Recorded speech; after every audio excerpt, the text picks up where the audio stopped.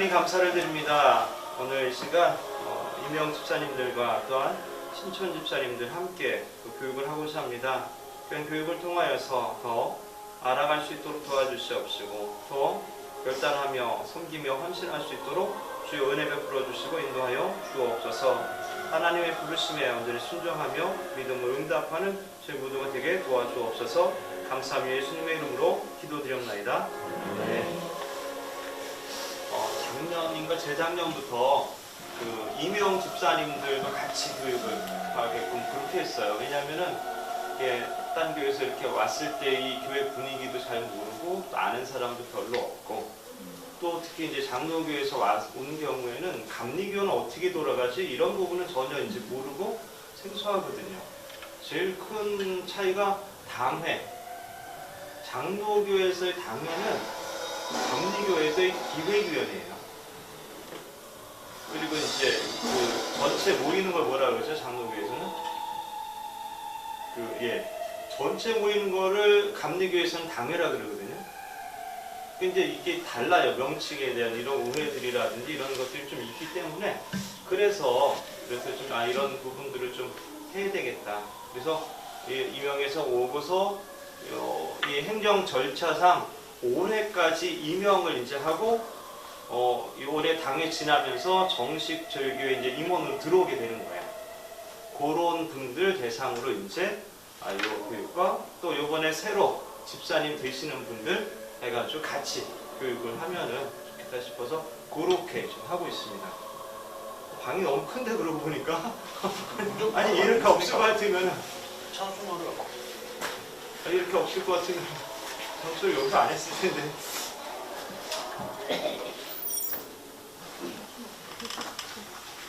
그렇다고 또 갑자기 장소를 옮기면 안 되죠.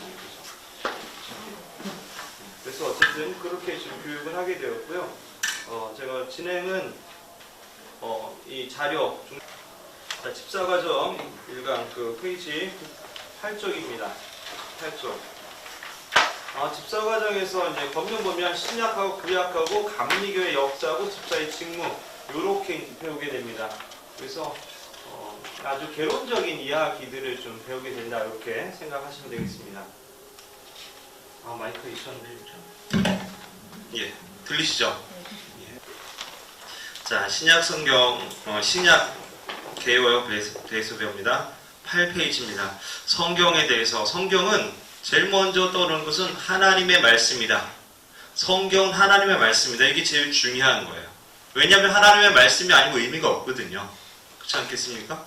하나님의 말씀으로 내가 믿고 받아들이기 때문에 거기에 순종하게 되고 거기에 의미가 있는 거고, 그죠? 이렇게 되는 거거든요. 자, 이 성경은 구약과 신약으로 나눕니다. 기본적인 상식으로서 구약은 몇 권일까요? 예, 맞습니다. 39권이죠. 신약은 27권입니다.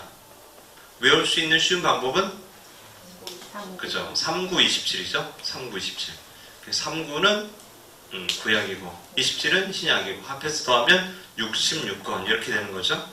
자, 성경이 인간이 어떻게 살아야 하는지 또 왜 죄가 들어왔는지 인간의 마지막은 어떻게 되는지 왜 지금의 이 땅에 이렇게 어려운 상황이 있고 아픔이 있고 고통이 있는지 이런 걸 어떻게 해결해야 될지 영원한 생명이 있는지 이런 모든 것들이 성경에 나오죠. 만약에 성경이 없으면 하나님에 대해서 어떻게 알아요? 천국에 대해서 어떻게 구원에 대해서 어떻게 이거 다 알 수가 없는 일이죠. 성경을 통해서 이걸 아는 거죠. 그래서 가장 기초적인 믿음 우리가 성경을 믿는 거예요.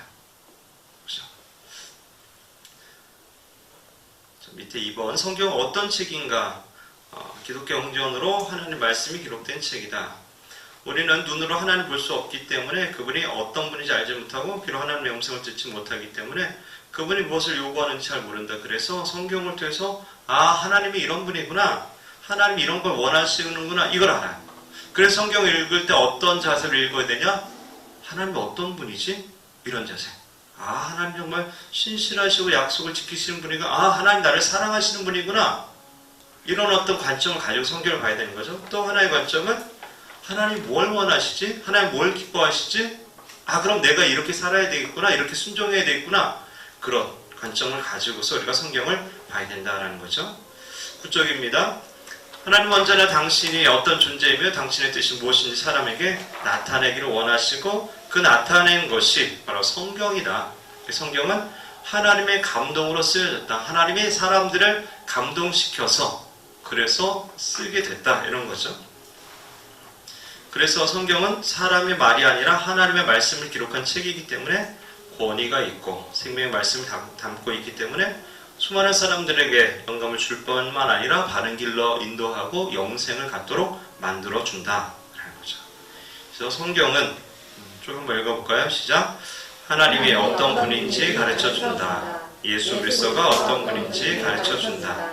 성령이 어떤 분인지 가르쳐준다. 사람이 어떤 존재인지 가르쳐준다. 죄가 무엇인지 가르쳐준다. 사람이 구원받는 방법을 가르쳐준다. 사람이 어떻게 살아야 하는지 가르쳐준다. 이렇게 많은 것들을 가르쳐주는 경전은 없습니다. 없어요. 인간이 어떻게 해서 왔고 어디로 가고 왜 이렇게 살고 있는 이런 모든 것들을 알려주는 건 성경이 이제 유일한 것이 되는 것이죠. 자, 3번 성경은 언제 누가 기록했는가? 주전 1500년 전부터 주후 100년까지 그러면 그 기간이 약 1600여 년 긴 시간 동안 기록됐다라는 거죠. 기록자도 굉장히 다양한 모세, 여호수아, 다윗, 솔로몬, 이사야 등 약 40여 명. 그래서 보통 1600여 년 동안 40여 명에 의해서 기록됐다. 이렇게 이제 간단하게 알고 계시면 될 것 같습니다. 10쪽입니다. 4번 신약 성경의 기록 및 형성 과정. 신약 성경 그럼 언제 어떻게 기록됐는가? 예수님 살아계실 때는 기록할 이 필요가 없었어요. 왜냐하면 예수님 말씀 그냥 들으면 되니까. 근데 예수님이 돌아가신 이후에 그때 뭐라고 말씀하셨지? 뭐 이런 현상이 나타나겠죠. 그리고 이단 사이비들이 막 이상한 얘기 하겠죠. 그러니까 안 되겠다. 기록을 해놔야 되겠다. 이렇게 되는 겁니다. 그래서 그 당시에 이제 종말이 또 곧장 올 거라고 생각하는 사람들, 또 예수님 살아계시니까 직접 듣고 막 이렇게 하다가 그게 구전되어 오다가 기록에 대한 필요성이 생겨서 기록을 하게 됩니다. 그래서 예수님 돌아가신 지 20년, 30년이 지나서 이제 종말이 시현되는 것을 경험하면서 이제 많은 문서들이, 신앙적인 문서들이 나타납니다. 그 문서들을 보통 거룩한 문서들 이렇게 이야기합니다. 그 문서들이 많았다는 얘기예요. 많았어요. 혹시 여러분 도마복음서 들어봤나요? 베드로 행전 이런 거 들어봤나요? 이런 책들이 엄청나게 많이 있었어요. 다양하게 많이 있었어요. 그런 문서들이. 근데 어떤 거는 이렇게 제외되고 어떤 건 성경으로 인정되고 이랬던 거예요. 그래서 최종적으로 27권만 이렇게 인정된 거예요. 그것을 바로 정경 이렇게 얘기하는 거예요. 정경. 그리고 나머지는 뭐냐? 나머지는 위경 또는 외경 이렇게 얘기합니다. 외경은 뭐냐면 카톨릭에는 성경이 몇 권이 좀 더 있어요. 카톨릭에는 성경이 몇 권 더 있어. 뭐 토비서, 유디서, 마카비서 막 이런 몇 개가 더 있어요. 그거를 아예 위경은 거짓이다, 잘못된다, 가짜다 이런 얘기거든요. 가짜는 아닌데 그렇다고 딱 27권으로 들어오지도 않았어. 카톨릭에서는 인정해. 기독교에서 인정 안 해. 그 몇 권을 이제 보통 외경 이렇게 얘기합니다. 외경.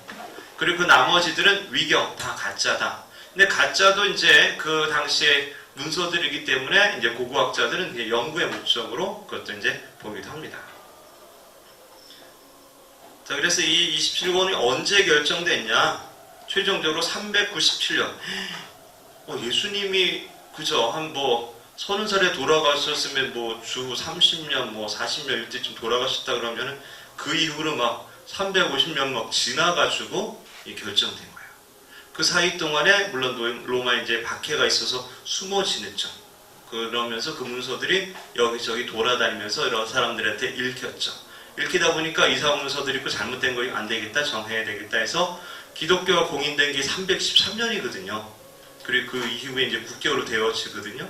그러니까 그때쯤 이제 모여서 뭔가 정할 필요가 생겨가지고 397년 아프리카 카르타고에서 27권으로 최종적으로 결정됩니다. 그럼 인간이 결정한 거 아닌가요?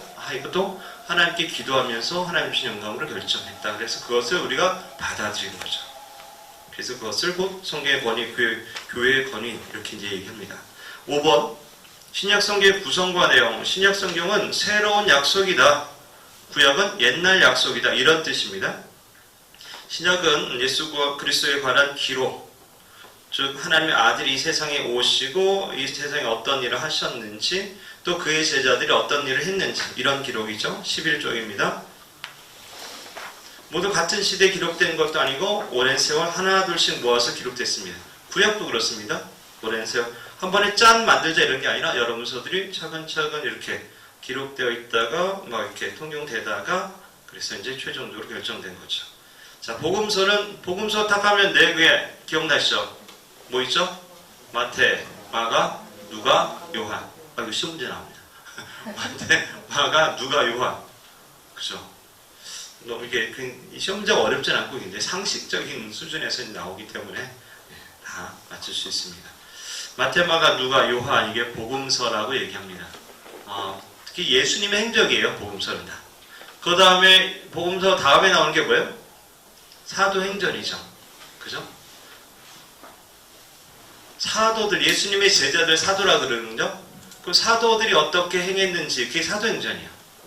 복음서는 예수님이 어떻게 행했는지, 예수행전이죠. 한마디로 말하면 그런 거죠. 예수님이 돌아가시고 하늘로 올라가신 이후에 남겨진 제자들이 예수님의 뜻을 이어서 활동한 것이 사도행전이에요. 그래서 이제 사도행전에 주로 나오는 게 이제 베드로와 바울이 이제 어떻게 활동하는지 이제 주인공들로 이제 나오게 되는데요. 그 다음에 이제 사도 바울의 서신. 사도 바울이 이제 3차 전도 여행까지 그 당시 전 세계를 막 다니면서 이제 전도를 했거든요. 전도를 하다 보면 교회가 세워지고 여기도 세워지고 저기도 세워지는데 동시에 여기 관리가 안 돼. 그거 어떻게 해요? 편지를 써요. 편지를 써서 이렇게 교훈을 알려주고, 또 소식이 들려 거기 싸웠답니다. 그럼 싸우지 말아라. 하나님의 사랑을 품어야지. 참아야 된다. 이런 내용의 이제 이야기들을 보내주는 거죠. 그래서 교회를 잘 보듬고 말씀의 대로 이렇게 하나님 뜻대로 이제 치리하고 관리할 목적으로 그렇게 서신을 보낸 거죠. 그래서 서신들이 많이 들어가 있는 거죠. 12쪽입니다. 너무 빨리 하나요? 괜찮아요? 네. 자, 그래 바울이 12쪽 바울은 인간적인 동정이나 감정으로 편지를 쓴 것이 아니라 선교적 동기와 목적을 가지고 교회 안에서 일어난 신앙의 문제에 대해서 해결할 수 있도록 그래서 펜을 들었다. 바울 대부분의 이제 무슨 전서, 후서, 서자 들어가는 건 다 서신입니다. 요한 1서도 요한 1서 이제 요한이 썼겠죠. 베드로 전서 그건 베드로가 썼겠죠. 나머지들은 이제 대부분 이제 바울이 쓴 거예요. 바울이 쓴 교회에 시리하는 내용 중에 가장 이렇게 많이 이렇게 언급되는 게 고린도 전서 후서. 왜냐하면 고린도 교회가 문제가 엄청 많았거든요. 은사도 많았지만 싸우기도 하고 우상 제물을 먹어야 되냐 말아야 되냐 어쩌고 저쩌고 이런 게 엄청 많았어요. 그래서 오늘날도 이 고린도 전후서가 오늘날 교회에 많이 이제 참고가 되고 있죠. 그리고 가장 중요한 핵심적인 게 이제 로마서죠. 로마서. 복음의 진술을 잘 기록했다. 복음이 어떤 건지에 대해서.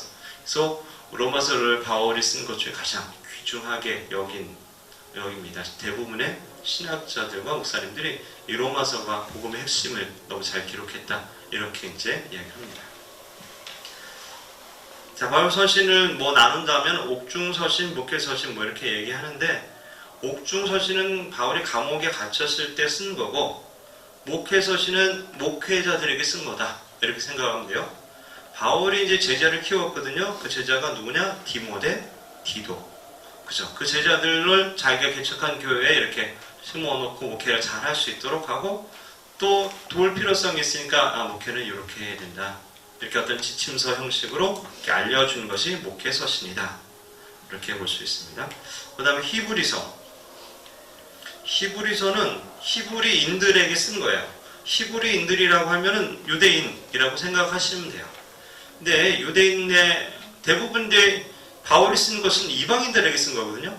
보통 이방인이라고 하면 유대인 이외의 사람들이 이방인입니다.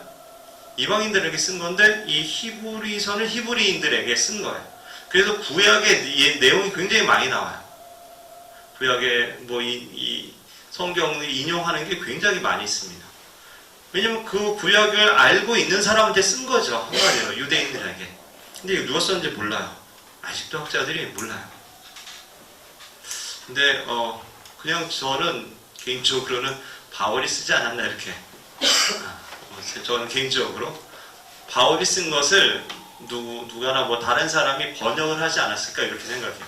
번역을. 다른 필요한 언어들로. 그래서 약간 바울의 문자와 비슷하면서도 좀 다른 느낌이 나진 않을까? 이런 생각을 좀 해봅니다. 근데 어쨌든 이 학자들은 결론이 안 났어요. 히브리서는 누가 썼는지 모른다 이렇게 하고 있어요. 다섯 번째는 공동서신 혹은 일반서신, 바울 서신과 히브리서 나머지들, 뭐 야고보서, 베드로, 전후서, 요한 1, 2, 3서, 유다서 이거 다 공동서신이 아니 일반서신 이렇게 그냥 분류를 하고 있다. 그 다음에 마지막에는 요한계시록. 계시록은 이 마지막 시대에 대한 거죠. 마지막. 인류의 종말, 뭐 예수님의 재림, 이거를 어떻게 미리 알 수 있죠? 우린 몰라요. 그죠? 우린 모르지만은 하나님이 이미 아시죠. 왜냐하면 하나님이 시간을 초월해 계신 분이니까. 시간 밖에 있습니다. 하나님이. 시간 밖에 있고 하나님 시간을 창조하신 거예요. 오늘날 시간 개념이 어디서 나오죠? 해달별. 해달별 누가 만들었죠? 하나님. 하나님이 해달별 만들기 전에 시간 개념이 없었겠죠. 근데 시간 하나님 창조하신 거고 그 시간 안에 개입하시고 역사하시는 것이죠. 그래서 어쨌든 이 시간 밖에서 시간을 전체적으로 한눈에 다 보고 계셔. 우리의 과거, 현재, 미래를. 그러니까 태초도 알 수 있고 종말도 알 수 있어요. 우리에게 미래지는 하나님에게는 현재형이고 아니면 과거형으로도 말할 수도 있어요. 하나님 입장에서는. 그래서 요한계시록이 미리 나올 수 있는 거죠. 그래서 이 요한계시록은 당시에 이 로마의 핍박이 엄청 심했거든요. 막 뜨거운 불에 넣고 삶아 죽입니다. 장난 아니죠. 그리고 파티하는데 낀 장대에서는 꼭 그 위에 사람 묶어놓고 사람 불태워요. 그럼 그 밑에서 파티를 즐겨요. 이거 엄청나죠. 굉장히 좀 그런 박해들이 심했거든요. 그런 박해 가운데에 개종을 예수님 믿기를 포기하는 사람들이 늘어나고 그랬을 때에 사도 요한이 좀 견뎌라. 결국에 우리가 승리한다. 이런 이야기를 주면서 위로와 소망을 갖게 하는 게 요한계시록입니다. 자, 그럼 이 신약을 보면은 가장 많이 쓴 사람이 바울이 제일 많이 썼어요. 한 13권, 27권 중에 13권이면 거의 뭐 반절 아니겠습니까? 근데 또 양으로 따지면서 많이 쓴 사람이 있어요. 누굴까요? 그죠? 누가 복음 썼고 누가가 사도행전도 썼어요. 장수로 하면 이것도 굉장히 좀 돼요. 또 한 명 많이 쓴 사람이 있어요. 그죠? 요한. 사도 요한입니다. 사도는 예수님의 제자를 얘기하는 거예요. 사도 요한 있고 세례 요한 있죠. 세례 요한은 예수님 전에 와서 세례를 주고서 예수님의 길을 이렇게 평탄케 한 사람이고 사도 요한은 예수님의 제자로서 요한이죠. 그래서 사도 요한도 요한 복음 썼죠. 요한 1, 2, 3서 썼죠. 요한 계시록 썼죠. 굉장히 많이 썼죠. 그래서 한 3명이 굉장히 좀 양을 많이 갖고 있습니다. 자, 이 신약 개요에 대해서 아주 짧고 굵게 했는데 혹시 궁금하신 거 있나요? 궁금하신 거 신약 성경에 대해서 아무거나 괜찮습니다. 여기 없는 내용도 괜찮아요. 평소에 궁금했던 거. 평소에 성경 읽으면서 이거 궁금했는데 이런 거 있잖아요. 안 읽으신 건 아니죠? 야, 그러면은 구약 가겠습니다. 구약 13쪽입니다. 13쪽. 13쪽. 요 1번 성경에 대해요. 요 앞부분은 신약 성경과 똑같고 2번 가겠습니다. 구약 성경의 기록. 성경은 여러 권의 책으로 구성된 한 권의 서적이다. 그래서 성경은 몇 권인가요? 이렇게 물으면 뭐라 그래야 돼요? 사람마다 달라요.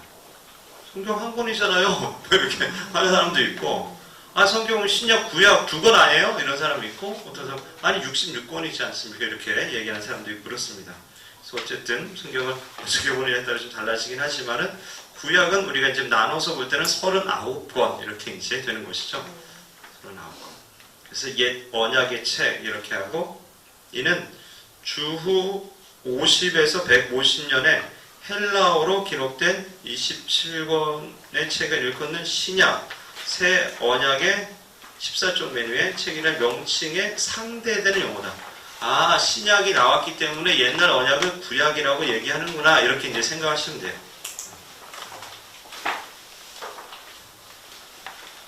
(14페이지입니다)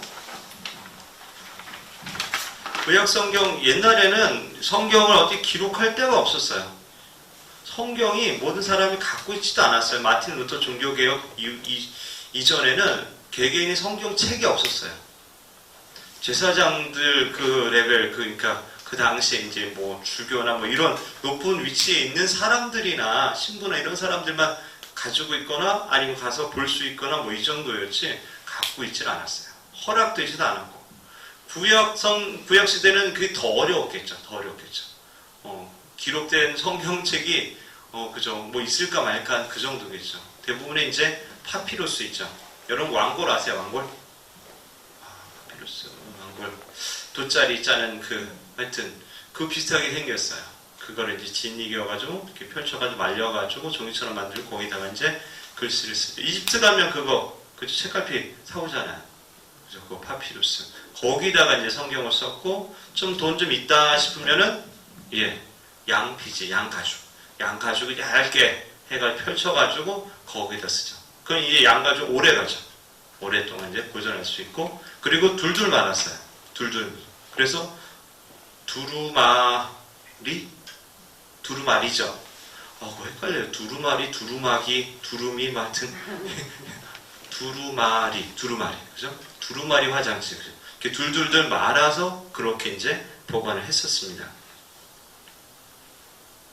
그래서 이 양피지에 보통 기록되어 있었고, 전설과 신화 등은 물론 가족의 족보, 궁정의 성공다운 역사적 사건들, 뭐 행정, 관리, 법규, 민법, 종교, 강령, 뭐 여러 가지 많이 이제 기록되어 있죠. 그 중에 제일 우리를 힘들게 하는 것은 레위기죠. 그죠? 어떤 사람은 레위기를 올레자 써고 뒤에는 위기가 온다 이렇게 이제 표현하기도 할 정도로 거기에 이제 제사법과 여러 가지 율법에 관련된 이야기들이 많이 있기 때문에 거기서 이제 다들 이제 포기하는 경우들이 많이 생기죠. 제일 읽기 쉬운 게 뭐 시편이라든지 잠언. 초신자들이 읽기 쉬운 건 이제 잠언 같은 거죠. 왜냐하면 교훈들이 이렇게 나와 있기 때문에 쉽게 이제 다가오게 되죠. 자, 14쪽에 3번 구약 성경의 구성과 내용. 그러면은 구약 성경은 뭐 어떤 구성이냐, 어떤 내용이냐 보면은 예수님이 오시기 이전에 하나님과 이스라엘 민족 사이에 어떤 약속을 가지고 있었고, 그 가운데 하나님이 어떻게 역사하셨고 어떻게 인도하셨고 우리 인간에 대해서 어떻게 했는가. 이스라엘 하면 왜 이스라엘하고 우리가 뭔 상관이야 이럴 수 있지만은 이스라엘은 인간의 인류의 대표예요. 인간의 대표성을 갖고 있어요. 아담이 인간의 대표인 것처럼 이스라엘도 모든 나라의 대표인 거예요. 그렇게 생각하셔야 돼요. 그래서 그들과 약속하고 그들을 통해서 모든 민족에 복을 주시려고 했던 하나님의 계획이었던 것이죠. 그래서 구약을 이해하면은 신약 이해하기가 쉬워요. 예를 들면 구약의 제사 방법을 이해하면은 예수님이 왜 십자가에 그런 방식으로 죽으셔야 됐을까 이걸 이해하게 되는 거예요. 구약을 알면은 예수님이 십자가에 죽으신 거, 그거를 그렇게 죽었구나, 6월절 어린 양으로 돌아가신 거구나, 이걸 알게 되는 거예요. 근데 구약의 제사를 모르면은 뭐 그런가 보다 그냥 그러고 마는 거죠. 감동이 적어지는 거죠. 그래서 원래는 구약 성경을 먼저 읽어야 됩니다. 원래는. 그래서 그런 스토리를 알고 내용을 안 다음에 신약을 읽어야지 이해가 원래 잘 되는 거죠. 자, 구약 성경은 천지 만물이 생겨난 이야기, 천지 창조 이야기죠. 또 출애굽 이야기, 가나안에 들어간 이야기. 대부분의 큰 줄기는 그거예요. 이스라엘 백성들이 가나안 땅에 들어간 이야기죠. 그렇죠? 하나님이 이제 이 아브라함하고 약속하고 그 자손에게 복 주시기로 하고 그 민족들이 복 줘서 이렇게 모든 열방에게 다시금 복을 주는 축복의 통로로 사용하시기 위해서 그런 모델을 만들려는 작업을 하신 거예요. 그래서 한 국가로서의 모델을 갖기 위해서 필요했던 세 가지가 그죠? 백성이 필요했고 또 영토가 필요하고 주권이 필요하잖아요. 그 세 가지를 만들어가는 작업들을 구약에서 쭉 하신 거예요. 그래서 가나안 백성들이 이스라엘 백성들이 그렇게 많아진 건 출애굽 하기 전에 이집트에서 마치 인큐베이터처럼 거기서 엄청나게 많아져요. 몇십 명 내려갔는데 막 200만 명 될 정도로 엄청나게 많아져요. 그래서 큰 민족을 이루게 됐고 또 가나안 땅 가기 전에 광야에서 율법을 받으면서 하나님의 백성으로서의 주권을 인식하게 되고 그리고 가나안 땅에 들어가서 그 땅을 갖게 되고 약속의 땅. 그래서 하나의 국가로서 하나님의 그런 완전한 모델로서 다른 열방에 복 주시기를 그렇게 원했는데 이렇게 살면 된다. 모델이죠. 하나. 근데 결국 이제 이스라엘 백성들이 어떻게 합니까? 우리 하나님 싫어. 인간의 왕을 세워달라고 이러면서 이제 삐뚤어지고 우상을 섬기고 이렇게 되면서 이게 이제 엉망진창이 돼버리고 포로로 끌려가고 막 다시 막 회개하고 어쩌고저쩌고 이렇게 되는 거죠. 그러다가 나중에 이제 안 되겠다 싶어서 예수님이 직접 오셔서 내가 니네를 얼마나 사랑했냐는 게 사랑을 확증해 주시는 그게 이제 신약에 이제 예수님이 오시는 과정인데요. 뭐 하다가 이게 나왔죠? 네, 14쪽 하다가 나왔죠. 그래서 거기에 이제 가나안 땅에 들어간 이야기, 사사들이 활동하고 이스라엘 왕국이 건설되고 예언자들 나오고 시도 나오고 지혜 문학도 나오고 이런 이야기들이 나옵니다. 그러면은 그 내용 보면은 첫 번째는 율법, 모세오경. 이거 시험 문제 나옵니다. 모세오경. 모세오경이 뭡니까? 5가지. 해볼까요? 시작.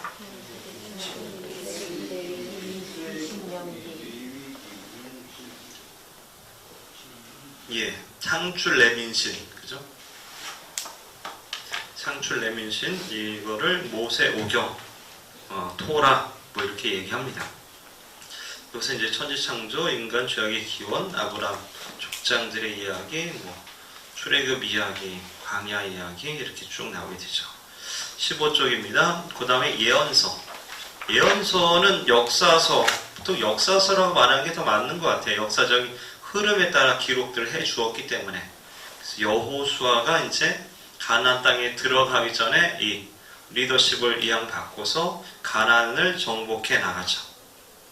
사사기도 이제 그런 과정 가운데 있고, 사무엘서에서는 아직 왕이 세워지기 전에 사무엘이 사사는 어떤 역할이냐면 이거예요.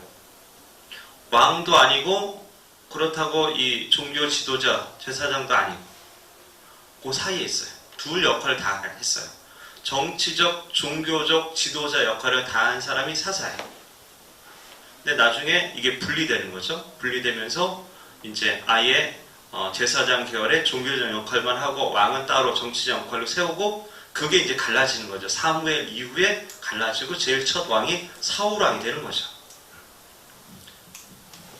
원래 하나님만이 왕이었는데 이제 다른 나라 다 왕 세워가지고 잘 싸우는데 맨날 당하니까 우리도 왕 세워주십시오 이래가지고 이제 왕을 세워준 게 첫 번째 사울 왕이었던 거죠. 어쨌든 역사적인 그런 흐름들이 기록되어 있어서 보통 역사서다 이렇게 이야기합니다. 다음 후기 예언서 이사야, 예레미야, 에스겔, 다니엘 이렇게 했는데 4대 선지자, 뭐 소선지자. 이게 대선지자, 뭐 소선지자 이 얘기는 이 내용이 많으면 대자를 붙였어요. 그냥 몇 장 안 되면 소자를 붙인 거야. 그들이 얼마나 뭐 뛰어나고 뭐 이런 거 상관없이 그냥 구분하기 편하게 이렇게 붙인 겁니다.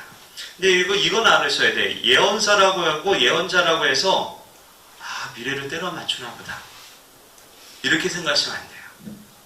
그런 예언이 아니에요. 무당이 막 이렇게 가서 전보고 하는 그런 예언이 아니에요. 성경에서 나오는 예언의 은사 이런 것은 다 하나님의 말씀의 은사예요. 말씀을 전하고 가르치는 은사. 그걸 예언이라고 얘기하는 거예요.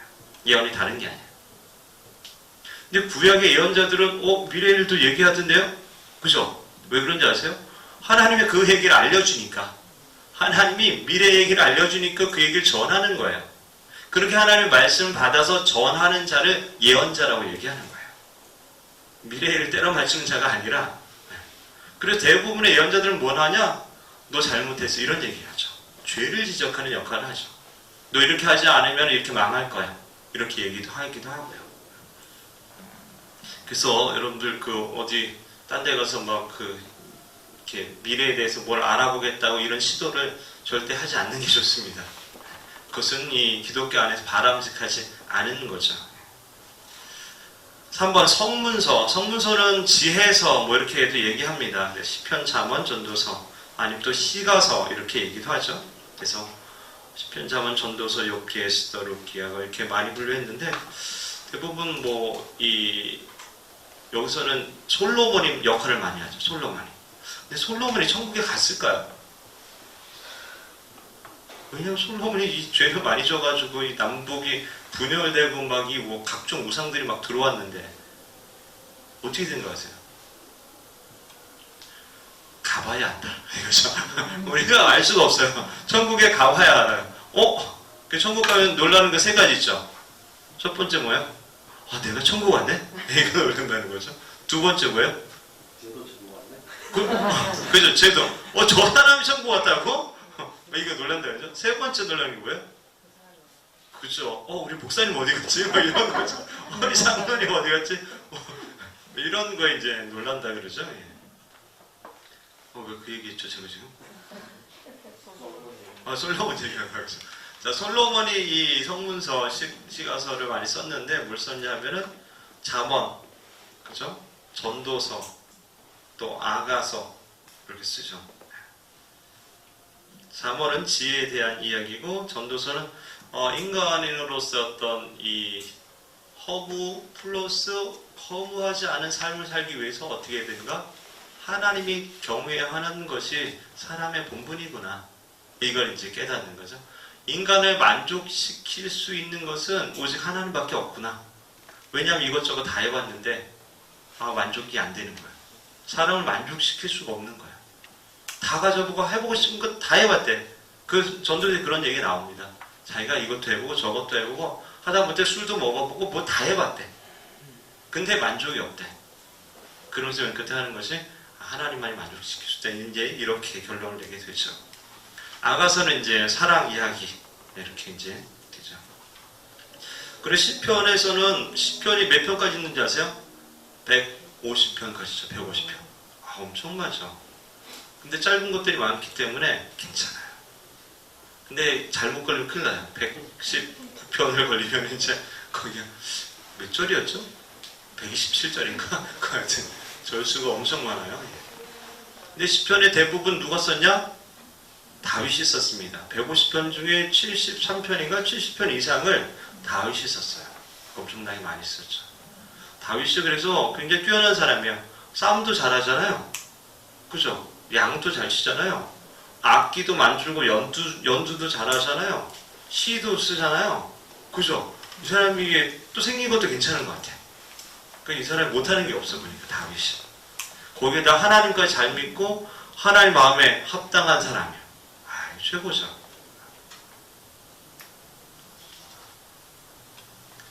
예, 15쪽 밑에 부분에 이제 각 시편은 어떤 거고 또 룻기는 뭐고 뭐 예레미야 애가는 어떤 거고 이런 얘기들이 나와 있습니다. 한번 보시면 되겠고요. 16페이지입니다. 16쪽 성경을 어떻게 읽어야 하는가? 첫 번째는 그러니까 성경을 그 일반 서적과 같이 이해하면 안 된다라는 거예요. 그래서 성경 내용 그 책을 쓴 저자와 관련되어 있다.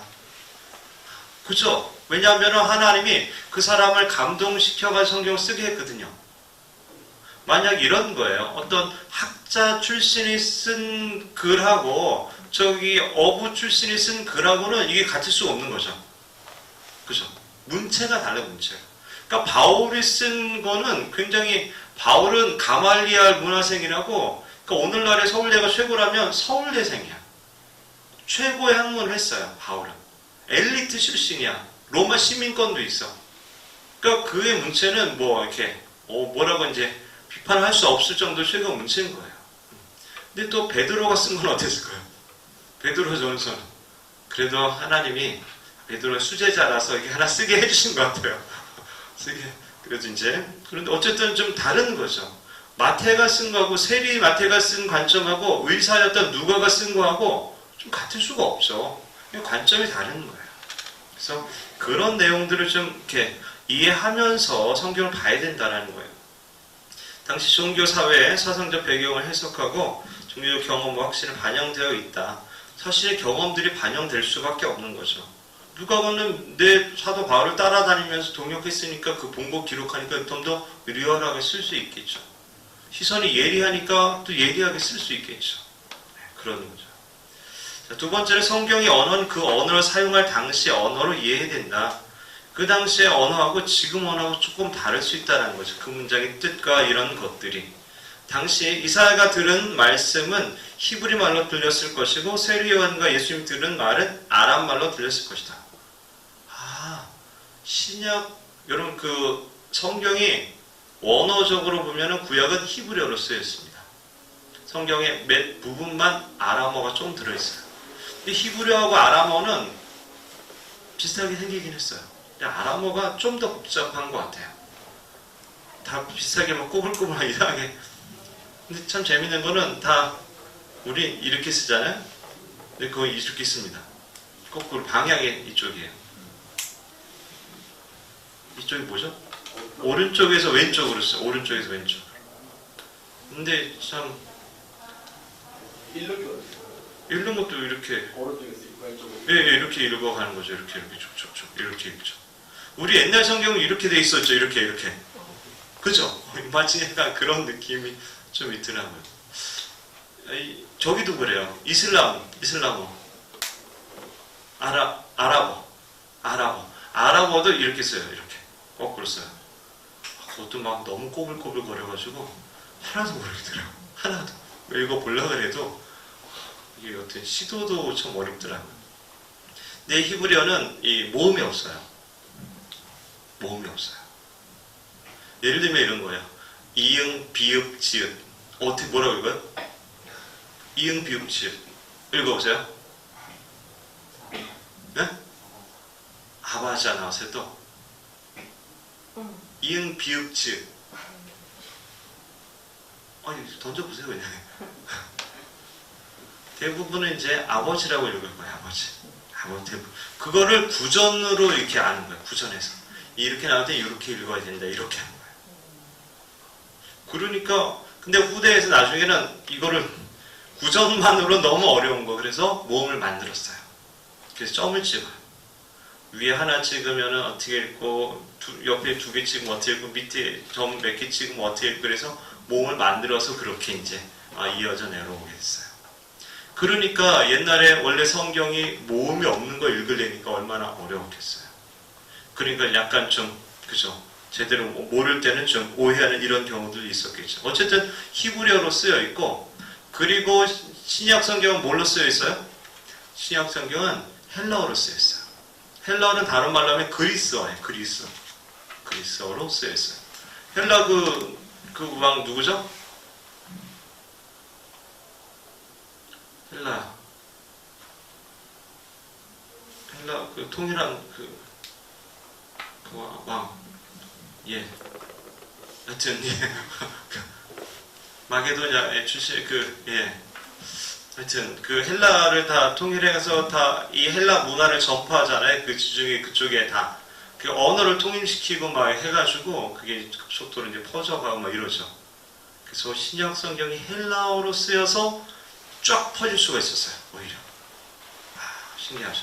근데 당시에 말은 구어체는 아람말을 썼어요.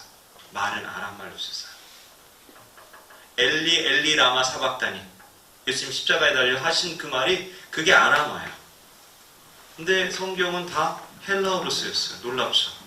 그래서 그 헬라어를 가지고 이 사도 바울이 얼마든지 전도할 수 있게 된 거예요.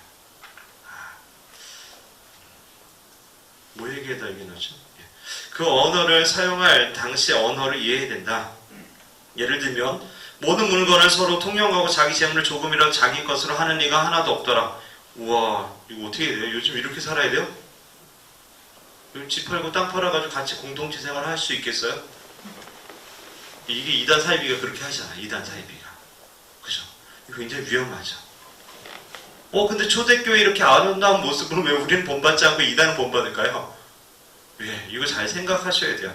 그때는 그 당시에는 그럴 수밖에 없던 상황이 있었던 거예요. 왜냐하면 로마가 핍박하지 유대인들이 같이 안 놀아주지. 기독교인들 너는 우리랑 달라 이러면서 안 놀아주고 거래도 안 해. 상관회도 안 해줘. 그러니까 기독교인들은 따로 모여서 공동체 생활을 하면서 자급자족할 수밖에 없는 그런 게 된 거예요. 그런 공동체를 이룬 거예요. 그러다 보니까 거기서 서로 하나 소유를 나누고 이렇게 이제 살게 된 거죠. 물론 아름답고 정말 멋진 모습이지만 오늘날 그렇게 똑같이 할 수 없죠. 대신 그 정신은 우리가 배울 수 있는 거죠. 구약도 그런 거예요. 구약에 여러분 생각해 보세요. 구약에 뭐 일부 다처제 나오던데요.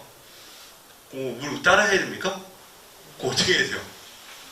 일부 다처제 나오고 막 이러는데 그 일부 다처제 여성들 입장에서 굉장히 기분 나쁘고 안 좋을 수 있잖아요. 그죠? 근데 성경에 그게 나와. 성경에 이렇게 이상하게 생각할 수 있지만 근데 그 문화를 몰라서 그래요. 일부 다처제가 있는 이유는 당시에 많은 전쟁과 핍박과 막 이런 것들 때문에 남자들이 다 죽었어. 그럼 나 어떻게 해야 돼요? 어떤 사람은 어떤 년이 태어나서 한 번도 결혼하지 못하고 애도 낳지 못해. 그리고 보호도 받지 못해. 당시에는 남자가 있어야 보호를 해주거든요. 그래서 아버지가 보호해주든지 없으면은 남편이 보호를 해줘야 돼요. 보호망이 없으면은 이거 그 당시에 뭐 경찰이 있어요, 법이 있어요, 뭐가 있겠어요. 그런 것들이 제대로 안 돼 있을 때에 유일한 보호막을 만들어주는 것이 일부 다처제였어요.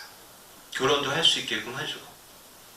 그러니까 이 일부 다처제는 그런 시각으로 봐야 돼요. 구약의 율법도 이런 것들은 기본적인 원리는 뭐냐면 사회적 약자를 위한 법이에요. 사회적 약자. 고아와 과부나 이런 사람들을 위한 법이에요. 율법들이 그런 정신으로 쓰여져 있는 거예요. 그러니까 그런 것들을 모르면 이제 뭐 이상하다 이렇게 이제 오해하게 되는 것이죠. 자, 그 다음에 성경에 가끔 저런 것도 있어요. 권위라는 말. 권위하면 우리가 무슨 뭐 권세를 잡고 뭐 이렇게 어떤 사회적 지위를 생각하는데 잘 보면은 권면하고 위로한다라는 뜻으로 많이 써요. 권면하고 위로한다. 그래서 좋은 방법은 다른 성경을 한번 같이 찾아보는 게 좋아요.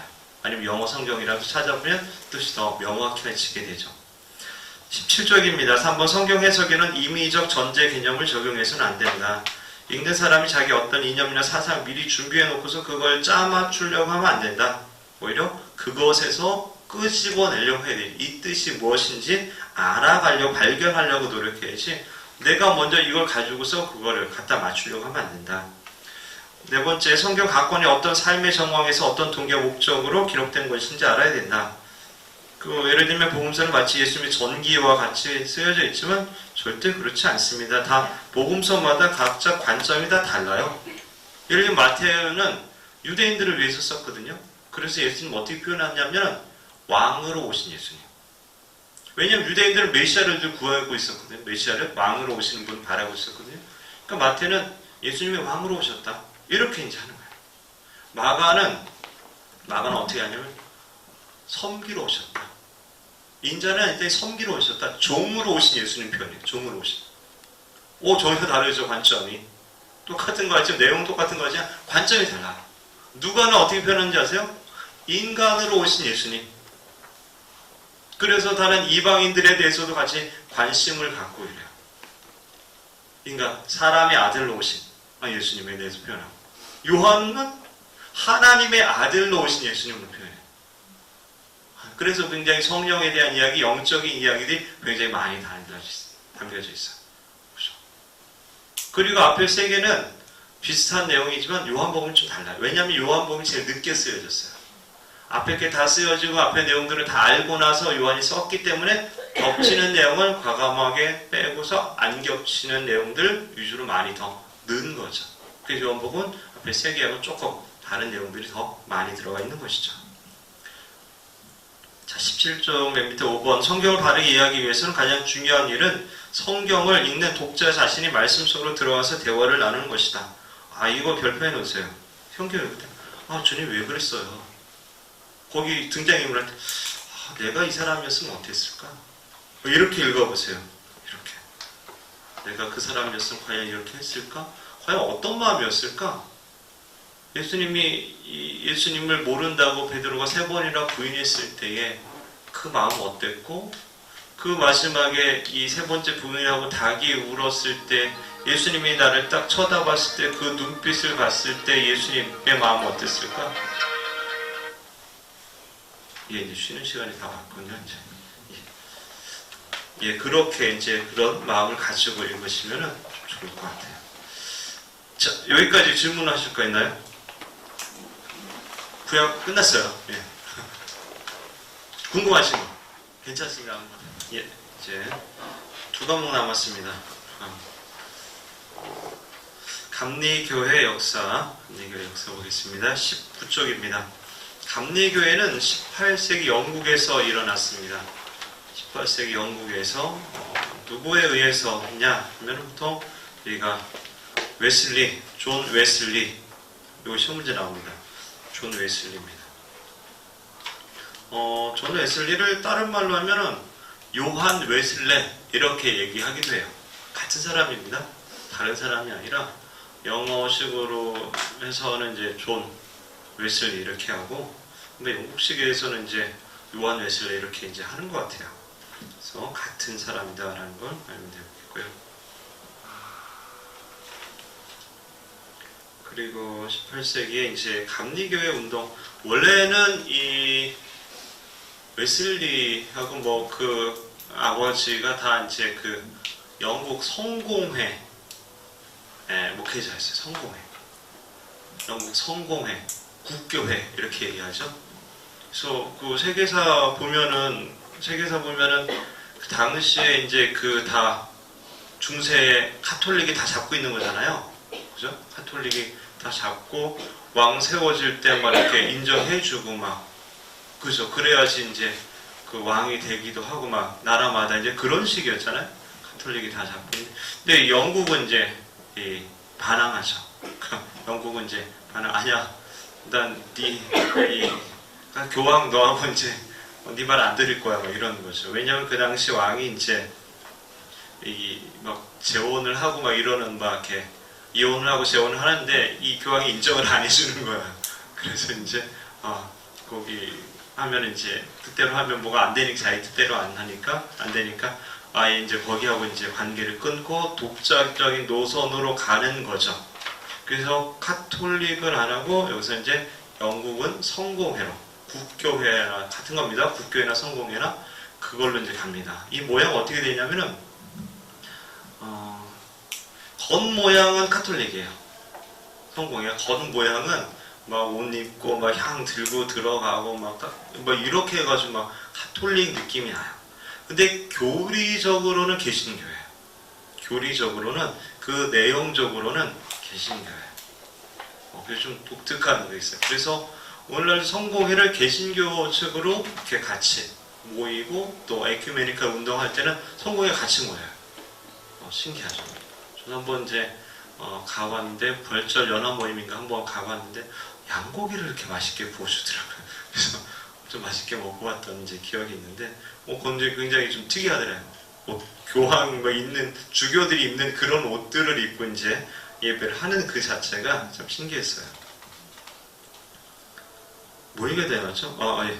거기에서 이제 성공회 출신인데 이 사람들이 이제 결국은 이 감리교를 만든 거죠. 감리교는 하나의 운동이었어요. 거룩한 운동, 성결 운동. 당시에 산업혁명으로 인해서 막 이 가정이 파괴되고 막 애들이 막 돌아다니고 고아가 넘쳐나고 막 이 여러 가지 사회적으로 안 좋은 일들이 많이 일어나고 범죄가 일어날 때에 거룩하게 살아야 된다. 하나님 앞에 우리가 성결해야 된다. 이러면 안 된다라고 이렇게 홀리 클럽을 만들고 그런 기도 운동을 하고 말씀 운동을 하고 늘 전도하러 다니고 이러면서 그게 하나의 운동으로 되다가 나중에는 조직화돼가지고 감리교회가 생긴 거죠. 그래서 메소디스트가 규칙주의자. 딱 그 시간 되면 기도하는 거야. 그 시간 되면 말씀 보고 그 시간 되면 뭐 하고, 이게 그렇게 정해놓고 그것을 늘 지키려고 노력했던 사람들인 거예요. 웨슬리와 그 홀리클럽 사람들이 그렇게 한 거예요. 그래서 규칙주의자, 성경벌레다 막 이런 어떤 별명들을 가지고 있어요. 19쪽 존 웨슬리와 감리교회 어린 시절 창시자 존 웨슬리는 1703년 사람입니다. 목사 사무엘 웨슬리와 거기서 태어났는데 15째 자녀로. 와, 15째면 어떻게 되는 거예요? 그죠? 엄청나죠. 근데 이 어머니가 거의 뭐 군대로 키운 것 같아요. 군대식으로 딱 정확하게, 확실하게, 엄격하게. 근데 그럴 수밖에 없을 것 같아요. 자녀들이 많으면은. 그렇게 하지 않으면 통솔이 안 되니까. 그렇게 키우고, 늘 기도로 잘 키우고, 신앙교육도 잘 했고, 그래서 17세 때에 런던에 있는 차트하우스 공부하고, 옥스퍼드 대학에 이제 가게 되고, 졸업하고, 20쪽입니다. 옥스퍼드 대학 시절에 이제 함께 모여서 저희 이제 종교 생활했던 이런 것들로 이제 감리교회가 이제 탄생하게 되었다. 그래서 웨슬리로 말미암아 영국 사회가 굉장히 좀 많은 변화가 있게 되었다라고 이야기를 합니다. 웨슬리의 회심. 원래 이제 잘 믿고 있었는데 회심이 뭔 말이냐 이거는 이게 이제 선교사로 미국을 이제 갔다가 돌아오고 막 이랬는데 선교 활동이 제대로 안 됐어요. 자기가 생각했던 만큼 안 되고 약간 실패한 느낌으로 이제 돌아오고 막 이랬던 거죠. 그래서 굉장히 영적인 침체를 갖고 왔고 이랬어요. 그런데 그러다가 이제 여기 다운표가 있는 거 있죠? 그날 1738년 5월 24일 저녁 나는 마지못해 올더스케이트 거리에 모인 집회에 나갔었는데 거기서 어떤 이가 마틴 루터죠. 로마서 서문을 읽고 있었습니다. 저녁 8시 45분쯤에 그가 예수 그리스도 안에 있는 믿음을 통하여 하나님께서 우리 마음에 일으키신 변화를 설명하고 있을 때 나는 구원을 위해 오직 그리스도 한 분만을 의지한다고 확신하였으며 그가 나의 죄를 온전히 없애고 죄와 죽음의 법에서 구하여 주셨다는 확실한 증거를 받았습니다. 그래서 마음이 좀 뜨거워졌다 이렇게 이제 고백하면 이 경험을 이제 회심이라고 이제 표현합니다. 목사이긴 하고 선교사이긴 했는데 아직 그런 어떤 확신과 그런 어떤 확실한 무언가를 잡고 있지 못했던 거죠. 그럼 뜨거움이 없었던 거예요. 체험이 없었던 신앙인 거예요. 지식적으로는 뭔가 좀 옥스퍼드 대학 나오고 뭔가 좀 이렇게 뛰어났는데 이 영적인 체험이 없었다가 이때 체험을 하고 이제 뜨겁게 하나님 말을 의지하겠다 이렇게 이제 되어진 거죠. 그래서 그 인생이 이제 완전 바뀌게 됩니다. 21조 감리교회 운동이 이제 그래서 이제 시작되게 된 거죠. 그래서 이들이 이제 뭐 웨슬리의 사람들이 열광주의자다. 당시 교회 교회 지도자들이라면 이제 국교회 성공의 사람들이죠. 이들이 저는 쟤는 좀 이상한데 이렇게 된 거예요. 쟤는 뭔가 좀 이상하다. 교회 질서를 문란시킨다. 왜 저러고 있냐? 왜 노동자들, 죄인들한테 막 전도하고 막 감옥에 가서 전도하고 광부한테 가서 전도하고 전혀 그러지 않았던 이런 어떤 종교 질서인데 이 사람이 뜨거워져가지고 막 여기저기 가면서 전도를 하면서 온 세계는 나의 교구다. 이러면서 이제 말을 타고서 이제 지구를 몇 바퀴를 돌을 정도로 그렇게 다니면서 했던 거예요. 그래서 그런 말미암아 많은 사람들이 이제 회심하고 돌아오고 메소디스트 운동이 이제 감리교회로 이제 발전되게 되었다. 감리교회의 가장 큰 특징은 이제 신도회, 오늘날을 말하면 이제 속회 같은 이런 조직이 감리교회 이 웨슬리부터 시작됐습니다. 속회 조직이. 다른 장로교회는 뭐라 그래요? 구역? 무슨 구역, 무슨 목장, 무슨 나무, 무슨 그렇죠. 다 갖다 붙이지만 처음 시작한 거는 감리교회 속회부터 시작한 거예요. 이 웨슬리부터. 자, 21쪽에 기독교에 대한 감리회의 역사. 기독교에 대한 감리회는 우리나라를 기독교에 대한 감리회라고 그래요. 그래서 이거 명칭은 여러분들 알고 있어야 돼요. 너 교단이 뭐야? 이러면 뭐라 그래요? 감리교야. 이렇게 얘기하죠. 장로교야. 성결교회 이렇게 얘기하잖아요. 근데 그거를 그렇게 말은 상관이 없어요. 근데 정식 명칭으로 하려면 이렇게 얘기해야 돼요. 기독교 대한 감리회 이렇게 얘기해야 돼요. 기독교는 기독교고 대한은 대한민국 얘기합니다. 대한민국에 있는 감리회다 이렇게. 기독교 대한 감리회가 정식 명칭이에요. 장로교는 뭐예요? 정식 명칭이? 대한예수교 장로회. 이게 정식 명칭이죠. 그리고 뒤에 교회 이름. 교단 이름, 다음에 교회 이름 이렇게 돼 있어요. 너무 길잖아요. 네 교회 뭐예요? 기독교 대한 감리회 울산교회 이렇게 하면 너무 길잖아요. 그죠? 그래서 줄여서 뭐라 그래요? 그죠? 울산 감리교회. 울산 장로교회, 울산 성결교회 이렇게 이제 줄여서 이제 얘기를 하는 거죠. 그래서 우리 교회는 기독교 대한 감리의 울산 교회가 정식 명칭이라는 사실은 일단 여러분들이 알고 있어야 됩니다. 미 감리교회, 남감리교회 선교부 선교시대. 원래 감리교회도 이게 미국이 남북이 나눠져 있으면서 그 감리교회도 갈라진 거예요. 그래서 갈라진 상태에서 우리나라의 선교사를 파송한 거예요. 그러다 보니까 우리나라도 갈라질 수밖에 없는 이런 상황이 된 거죠. 그러다가 이제 나중에 이제 우리나라에서는 합치자 이렇게 해서 이제 하나가 되어지는 그런 과정이 이제 여기에 이제 기록되어 있는 거죠. 22쪽입니다. 미국 감리교회에서 이제 한국 선교를 이제 하게 되는데 이번에 미 감리교회의 한국 선교 있죠. 아펜젤러 부부와 스크랜턴 부부, 스크랜턴 대부인을 한국 선교사로 파송을 합니다. 그 중에서 아펜젤러 부부가 제일 먼저 도착하죠. 원래는 같은 배를 타고 와요. 언더우드하고. 언더우드는 장로교 선교사예요.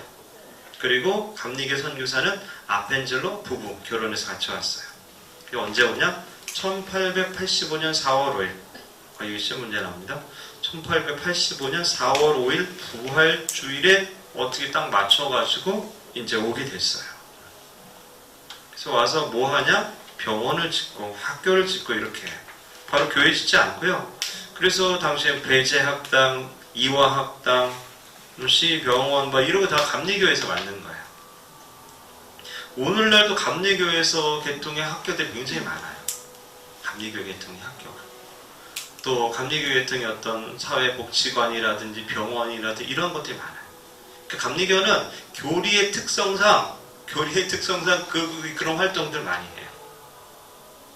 어떤 교리냐면 이러는 거예요. 장로교하고 조금 다른 점이 있어요. 다른 점. 구원받은 사실은 똑같아요. 근데 그걸 어떤 관점에서 보느냐가 좀 달라요.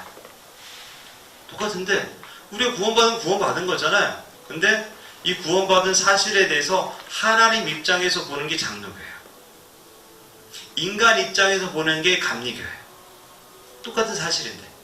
그래서 하나님 입장에서 보니까 구원은 그죠. 인간은 전적으로 타락했고 그죠. 아무것도 할 수 없고 막 무능력하고 그래서 하나님이 딱 끄집어내서 올려줘야지만 구원받을 수 있는 이런 존재. 맞죠? 맞는 얘기예요. 근데 인간의 입장에서 보면 어떤 거냐? 하나님 먼저 은총을 베풀어서 본이나 선물을 주고 또 우리 손을 내밀어 준 거를 그걸 우리가 믿음으로 받아들이고 받지 않았냐? 하나님 입장에서 보면은 아무것도 한 게 아니죠, 원래는. 아무것도 안 한 거예요. 근데 인간의 입장에서 보면 하나님 다 이루어놓으신 구원을 그래도 내가 받아들이지 않았냐? 왜냐면 구원은 선물인데 선물 안 받는 사람이 또 있잖아요. 근데 우리는 그것을 받아들이지 않았냐? 별거 아니지만 그 작은 행위를 굉장히 중요시 여겨요. 그래서 감리교회는 그분의 은혜, 은총에 대해서 우리가 책임감 있게 이런 의무를 다해야 된다는 생각을 해요. 그래서 굉장히 실천적인 노력들, 행위로 삶으로 살아야 된다 이런 얘기들을 많이 해요. 장로교는 뭐예요? 오직 믿으면 된다. 믿음으로 모든 것이 다 된다. 이렇게 얘기하는데 감리교회는 믿음도 필요하지만 그거를 내가 받아들이는 그런 행위적 요소. 그래서 그런 행위적 요소가 학교라든지 병원이라든지 복지라든지 이런 어떤 사회 활동과 운동으로 많이 나타나요. 교회를 저도 있잖아요. 감리교회는 그런 복지관, 사회관 이런 것들을 신경을 많이 써요. 근데 장로교회는 일단 강단이 높고 예배당이 커야 되고 이게 왜냐하면 이렇게 하나님의 입장이니까 그럴 수밖에 없는 거예요. 그러니까 약간 똑같은 권위지만 어느 관점이냐에 따라서 좀 다르게 나타난다. 예. 그래서 이제 학교들 짓고 이런 것들을 좀 많이 했어요, 감리교회가.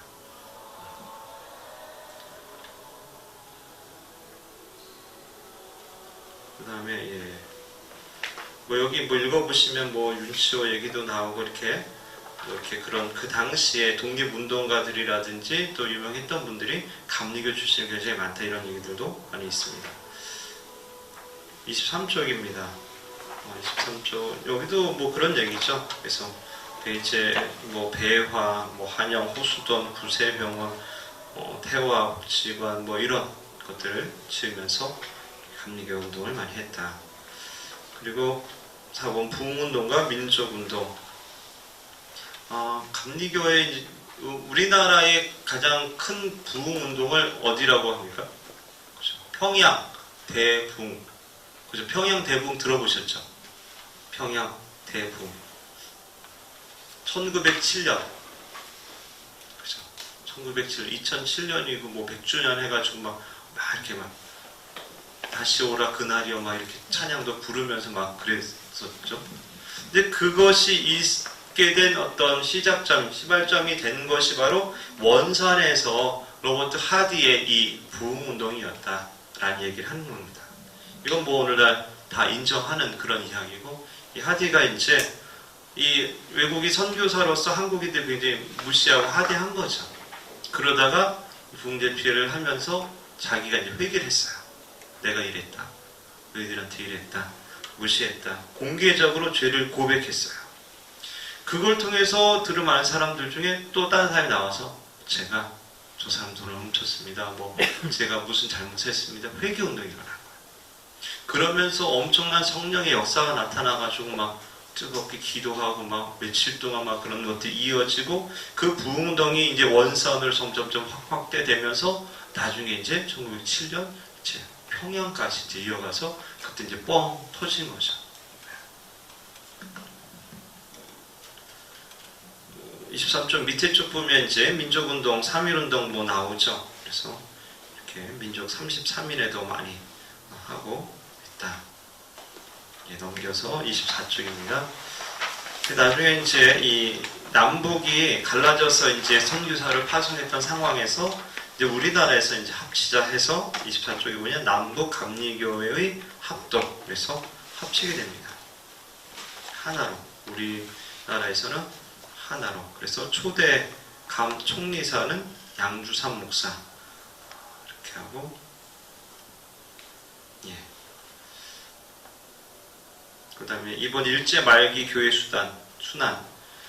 이거는 모든 교단의 문제입니다. 한국 교회 모든 교단이 다 이 문제에 걸려 있어요. 모든 교단이 다 신사참배했어요. 유일하게 고신 쪽에서 이제 고신 쪽에 몇몇 목사님들이 이제 신사참배를 안 하죠. 그래서 결국 이제 순교당하죠. 그리고 대부분의 교단들은 신사참배를 국민 의례로 이렇게 얘기했어요. 그래서 그 문제를 이제 점점 내리면서 후배 목사님들이 이제 회개 운동을 하고, 그래서 2007년에 그 부흥운동을 하면서도 1907년에 이제 100년 100주기 되는 해에 많은 목사님들이 대대적으로 이 문제를 가지고 얘기를 했어요. 우리가 회개해야 된다. 그때 우리가 그걸 인정한 것은 엄연한 죄다. 이렇게 이제 고백하면서 인정을 하고 했어요. 감리교회도 그렇게 했어요. 신사참배를 묵인했어요. 마치 저런 것 같아요. 독일의 히틀러가 이렇게 막 그렇게 일어났을 때 독일의 대부분의 교회들이 묵인했습니다. 묵인했어요. 그런 24쪽 맨 밑에 보면은 8.15 해방과 교회 분열. 8.15 해방돼서 교회가 재건됐지만은 순환과 내적인 어려움들이 있었다. 25쪽. 그래서 연회를 이렇게 다시 재건하고 또 교육자를 양성하고 또 이런 과정들이 이제 기록되어 있습니다. 그리고 뭐 감리교도 이제 조금 중간에 갈라진 적이, 재건파, 복흥파 뭐 이렇게 갈라진 적이 있지만 다시 하나가 됐어요. 그래서 장로교회는 교단이 있고 교파가 또 있어요. 합동, 뭐 통합, 뭐 고려, 뭐 고신, 뭐 재건, 뭐 이렇게 많이 있잖아요. 그게 뭐 몇십 개, 뭐 백몇 개라는 하여튼 엄청나게 많다 그래요. 근데 감리교는 없어요 그런 거. 감리교는 딱 교단 하나, 파가 이게 나눠져 있지 않고 그냥 하나로 단일. 그래서 어디 감리교 간판 달고 있다. 그럼 다 연락하면 다 알고 있는 사람들이고 다 연락이 되고 전화번호 다 나와요. 만약에 안 나온다면 그 이단인 거예요. 그건 그냥 확실해요. 그래서 좀 전 세계도 마찬가지고 우리나라 우리나라 감리교회 하나고 다른 각 나라마다 감리교회가 한 교단이에요. 그래서 그게 다 네트워크가 돼 있어요. 감리교회는. 그래서 전 세계 감리교 대표자들 또 모여서 몇 년에 한 번씩 회의도 하고 막 이래요. 그래서 감리교회 그런 네트워크나 또 여선교회 조직 이런 것들이 세계적으로 좀 잘 돼 있는 그런. 그래서 좀 부러워하더라고요. 장로교 목사님들하고 이런 얘기를 하면은 감리교회 어떤 행정이나 조직이 제일 잘 돼 있는 것 같다고 좀 부러워하더라고요. 감리교회는 이제 응급비 뭐 이런 것들도 다 책정돼 있고 잘 있거든요. 그래서 뭔 얘기했던 게 나오죠? 예, 25쪽 교회의 자립과 성장. 나중에는 이제 이 지원받고 이런 것들을 다 멈추고 이제 하나의 감리교회로 자립하게 되고 나중에는 또 다른 교회, 다른 나라의 선교사까지 파송할 수 있는 이런 정도까지 이제 성장하게 되었다. 그래서 26쪽 보면 1987년부터 시작된 7,000교회 200만 신도 운동. 그러면은 그 전에 85년도에 94만 4천 명의 신도 그렇게 됐죠. 지금 몇 명이 저도 잘 모르겠네요.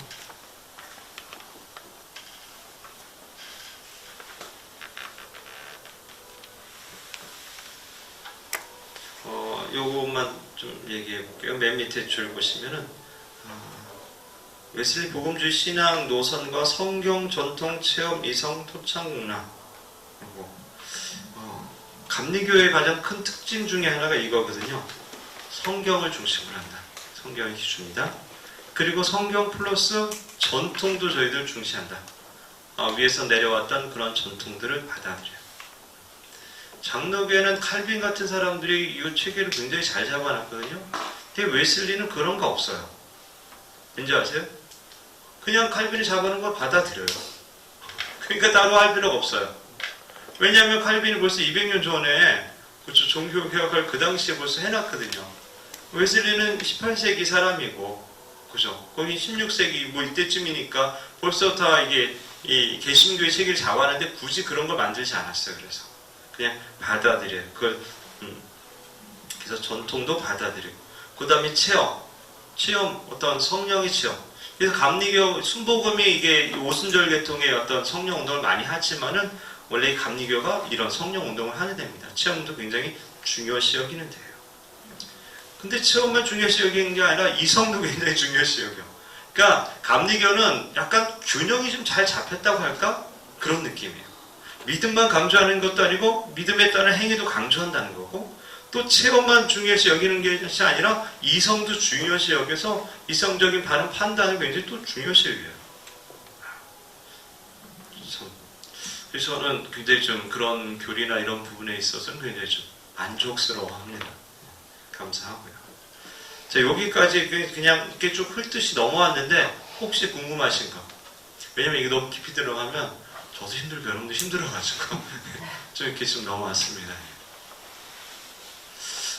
좀 개통을 좀 얘기하면은 요거 큰 줄기를 좀 얘기하면 처음에는 이제 초대교회 예수님 돌아가신 후에 초대교회가 있었겠죠. 초대교회가 이제 이 핍박당하면서 지하 카타콤에 숨어서 한 300년 동안 살다가 313년에 로마가 기독교를 인정해가지고 그 지상으로 올라오고 제도가 이제 잡히고 로마의 국교가 되고 이러면서 이제 제도가 됩니다. 그러면서 이제 쭉 오는 거죠. 그리고 1054년인가 이때쯤 동로마 서로마가 분열되면서 교회도 분열돼요.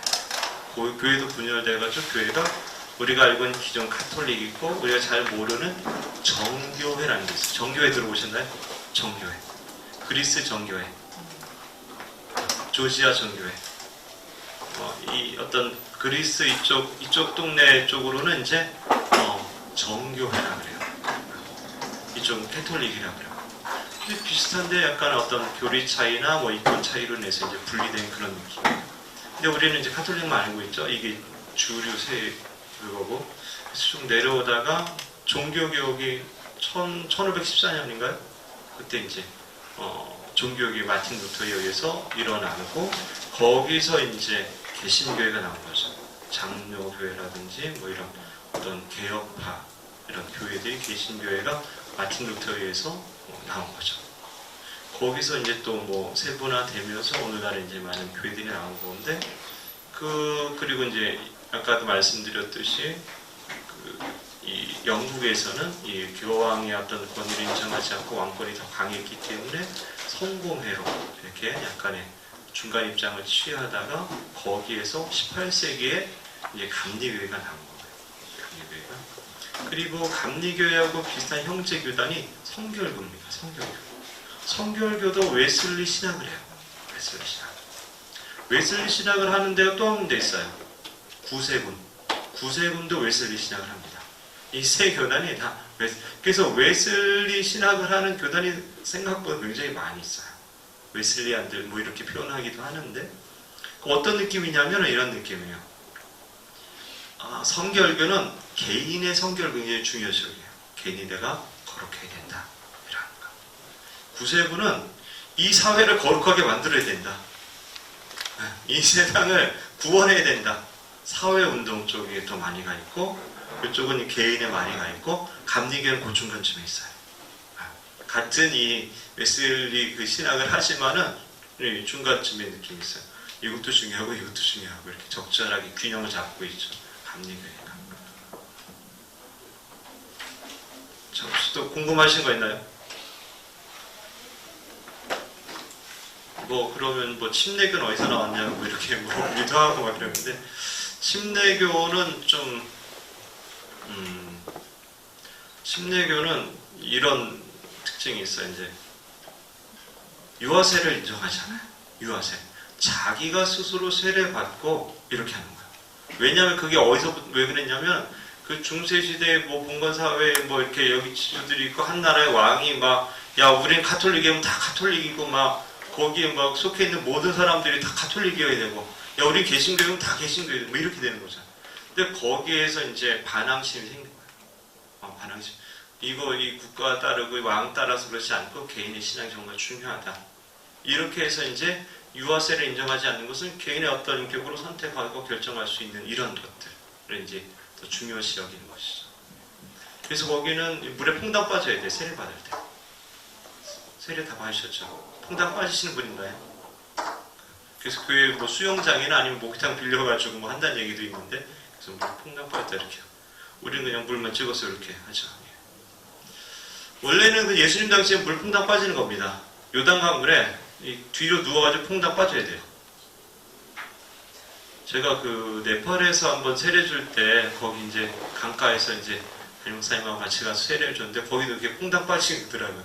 하얀 가운 같은 거 입고 이렇게 퐁당 빠지고. 이스라엘에 한번 갔을 때 요단강 가니까 거기 세례 받으러 일부러 미국에서 목사님 모시고 왔더라고요. 자기 거기서 세례받고 싶어서 목사님을 모시고 요단강 와가지고 거기서 목사님을 세례받더라고. 거기도 이제 퐁당 빠지는 이렇게 뒤로 이렇게 좀 눕힙니다. 눕혔다가 이렇게 딱 일어나요. 이게 이거 해야 되는데 딴 얘기를. 자 27쪽입니다. 집사의 직무, 집사의 직무. 교회 임원의 책임. 교회 임원, 집사부터 이제 교회 임원이다 이렇게 이제 이야기를 합니다. 집사의 직무, 교리와 장정에 근거한 직무, 헌법. 감리교는 이렇게 교리와 장정이라는 이 법 체계가 있어요. 법을 좋아하는 것 같은데 생각이. 근데 이제 가이드가 있으니까 편하긴 해요. 왜냐면 찾아보면 되거든요. 이거 어떻게 하지 이럴 때 어떻게 하지 거기 다 나와 있어요. 편하긴 한데 한편으로는 조금 이렇게 좀 그런 것도 있고 그래요. 자, 회원의 구별, 평신도, 평신도, 임원, 사역자, 교역자를 구분하고 회원의 자격, 의무, 권리 등을 법으로 정한다. 개체교회 평신도 임원은 집사, 권사, 장로로 구분한다. 조직과 행정법, 교회에서 집사의 자격은 집사의 자격이 다음과 같다. 입교인이 된 후 2년 이상 경과되고 70세 미만인 자, 세례받은 지 2년 넘어야 된다 이런 얘기예요. 그 70세 미만이면 70세 넘어도 됩니다. 왜냐면 원로 집사님 이렇게 이제 해주고 있거든요. 신학이 돈독하고 감리교회 교리와 장정을 공부하니 이제 교리와 장정에 있는 내용들을 좀 배우게 된 거죠. 여기서 감리교회에서 제정한 집사 과정, 그래서 시험 보는 거예요. 이게. 시험 안 보고 싶은데 이게 집사고시를 보라고 이렇게 돼 있어요. 그래서 그렇게 좀 시험도 이제 준비해 놨습니다. 집사의 선출, 다만 직무의 형식을 수행한 집사에 대해서는 다음에서 일괄. 원래 감리교에서는 집사님이나 권사님은 다 1년직입니다. 1년하고 끝나는 거예요. 근데 계속 집사님이라고 부르잖아요. 왜 그러냐면 당회를 통해서 일괄적으로 통과시켜주는 거예요. 일괄적으로. 당회를 통해서 당회 체크합니다. 다 여러분들의 이름 명단된 거를 당회원들한테 당회 참석하면 다 나눠줘요. 여기서 집사로서 자격이 없는 사람 표시해라 이렇게. 그럼 거기 표시해요. 그 표시해서 이게 과반수 넘잖아요? 그럼 이제 안 되는 거예요. 근데 대부분 그런 일은 별로 없어요. 그래서 감사하게도 계속 이제 그렇게 되는 거죠. 일괄 연임 그렇게 됩니다. 집사의 의무, 첫 번째 교인된 의무를 열심히 수행하여 교인의 모범이 된다. 그리고 28쪽입니다. 집사는 기도 생활과 전도, 봉사 등으로 교회 부흥에 앞장서야 된다. 여기 내 교회잖아요. 그 교회가 잘 되고 부흥될 수 있도록 내가 더 앞장서는 거죠. 개체교회 부서, 선교부, 교육부, 사회봉사, 문화부, 재무부, 관리부, 기타 부서에 소속하여 맡은 바 직무에 봉사한다. 그래서 여러분들이 집사님 됐으면 이제 봉사를 좀 하셔야 돼요. 봉사 안 하고 계신 분 저한테 연락 주세요. 제가 우리 유아 유치부를 맡고 있어요. 유아부 유치부 애들 너무 이뻐요. 예, 너무 이뻐요. 아니면 또 방송실 쪽도 제가 또 담당하고 관리부도 담당. 제가 교회에 오래 있다 보니까 다 알아요. 한 20년 됐어요, 부목사로. 그러니까 다 돌아봤어. 교회 어떻게 돌아가는지 다 알고 어디가 필요한지 너무 잘 알아. 제가 또 교회 이제 목회 행정을 지금 하고 있기 때문에 속속들이 알기 때문에 저한테 물어보세요. 제가 어디에서 그 사람의 눈높이에 맞는 봉사를 제가 알려드릴 수 있어요. 눈높이에 맞게. 어쨌든 이 봉사를 해야 된다. 여기 써 있어요. 그죠? 지금 왜 봉사한다 이렇게. 자, 성경의 근거는 임원의 자격, 사도행전에서의 자격, 성경에서 보면 성령 충만한 사람이어야 된다. 그리고 지혜가 충만해야 된다. 또 칭찬받는 사람이어야 된다. 이렇게 되어 있습니다. 자, 넘겨보시고 29쪽입니다. 가장 기본적인 예배의 책임이 있다. 예배라는 건 이렇게 생각하셔야 돼요. 하나님 만나는 거다 이렇게 생각하는데 공적으로 다 모이잖아요. 한마디로 가족 모임이다 이렇게 생각하면 쉬워요. 하나님 아버지로 모신 모든 가족들의 모임이다. 여러분들 그 명절 때라든지 누구 생신 때라든지 뭐 일이 있어서 가족 모임은 가야 되잖아요. 그죠? 가족이니까 가는 거죠. 그런 느낌. 우리 공적인 예배는 내가 하나님 가족이고 가족들 함께 모인다 이런 느낌으로 물론 그 안에서 또 하나님과 교제와 또 예배 이런 것도 있지만은 자, 예배의 본질, 예수 그리스도를 중보로 한 하나님과 사람의 교제, 만남이다. 우리 창조 목적이 어떻게 보면 예배예요. 하나님 우리를 왜 만드셨을까요? 예배 받기 위해서. 예배를 다른 말로 하면 교제예요. 하나님께 교제는 방법이 예배거든요. 옛날엔 제사였고 그렇게 교제하는 거예요. 그럼 교제가 뭐냐? 서로 사랑하는 거예요. 다른 말로 하면. 하나님 날 사랑하고 그가 그 사람 깨달아 하나님 저도 사랑합니다. 이렇게 하는 거예요. 그러니까 서로 사랑을 주고받는 게 예배이고 교제이고 그렇게 하기 위해서 우리가 이 땅에 존재하는 거예요. 그냥 인간을 만드신 이유가 이거예요. 하나님이 뭐가 우리가 필요하고 우리의 노동력이 필요해서 만드신 게 아니에요. 그렇다면은 우리가 필요해서 우리를 만드셨다면 하나님은 이미 온전한 존재가 아니시죠. 그렇지 않겠어요? 하나님 우리는 필요 없었어요. 그럼에도 만드신 이유는 하나님 안에 있는 그 충만한 은혜와 사랑과 영광을 나누어 주기 위해서 함께 누리게 하시기 위해서 우리를 만든 거예요. 그래서 우리를 영적인 존재를 만든 거죠. 영이신 하나님께서 누리는 그런 것들, 그 은혜와 그 사랑과 그 영광들은 삼위일체 하나님이 누리던 것들 같이 누릴 수 있도록 해주신 것이죠. 그 이제 예배를 통해서 그것을 우리가 받고 누릴 수 있게 되는 것이죠. 예배 기본 원리.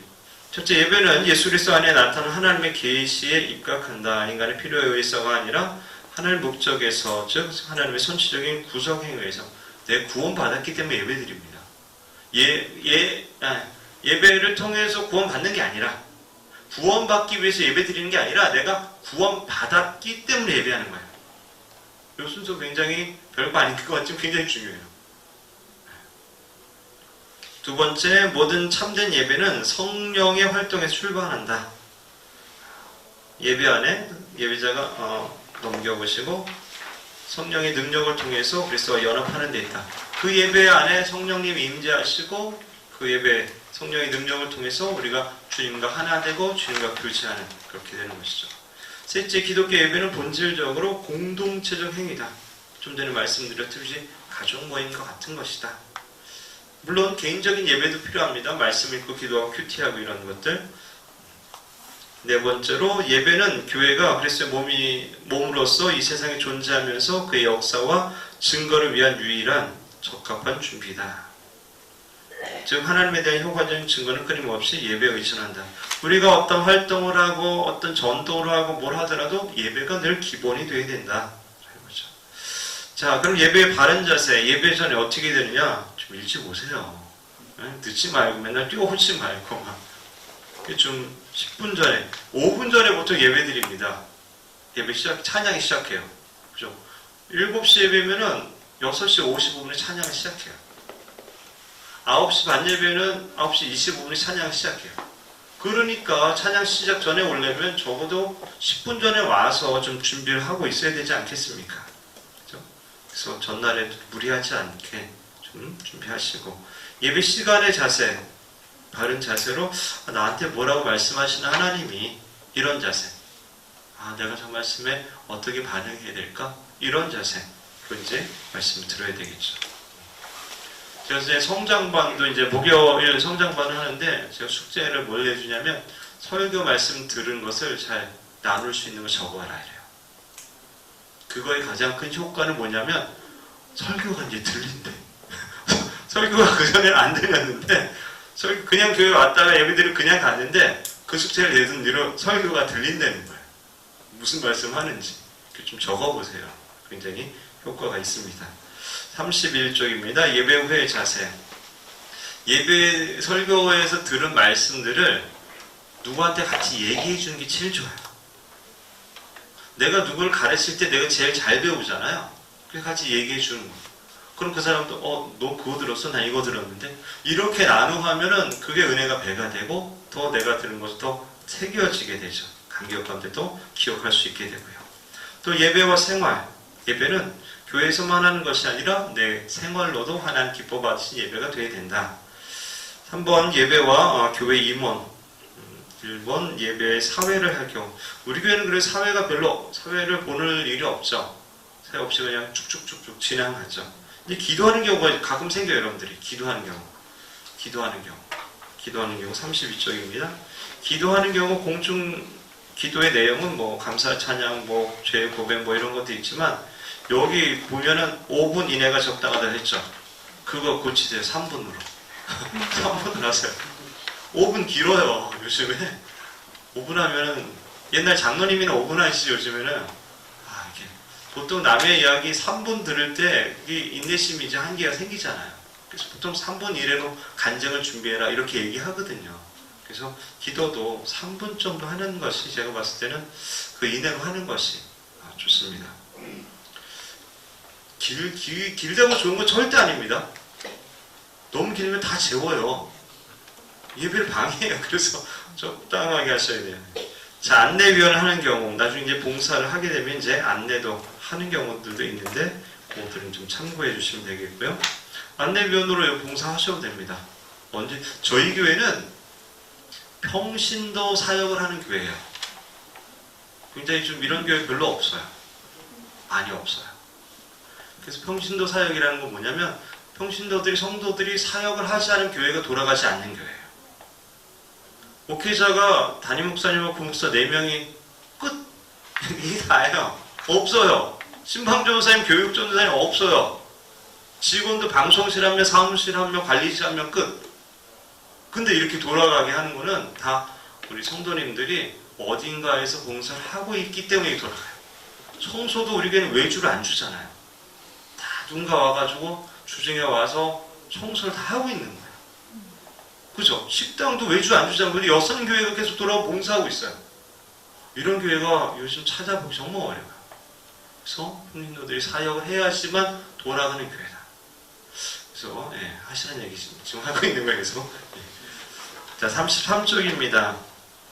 예배 중에 해야 할 일, 이건 이제 안내위원들에 관련된 이야기인데 안내팀을 여러분도 봉사하실 수 있으니까 이런 얘기가 있는 거고 34쪽 헌금위원 할 경우 가끔 이제 선교회장이나 이렇게 할 때 헌금 들고 앞으로 나갈 경우가 있어요. 그럴 때는 이제 뒤에서 이제 안내팀장이 이제 이렇게 해라 언제 나가라 알려줍니다. 그럼 기도 다 끝나면 나와야 돼요. 가끔 가다 보면은 이걸 한 번도 안 해보시고 또 보지도 못했나 봐. 갖다 들고 이제 어쩔 줄 몰라요. 앞에 나가가지고. 그리고 언제 다시 돌아와야 될지도 몰라요. 그래서 그런 부분들을 하기 전에 미리 그 안내위원한테 좀 물어보시든지 하면 좋을 것 같아요. 기도가 다 끝난 다음에 이제 보통 들어오게 됩니다. 헌금위원 할 경우 뭐 이렇게 나왔는데 나중에 읽어보시면 되겠고요. 36쪽입니다. 36쪽.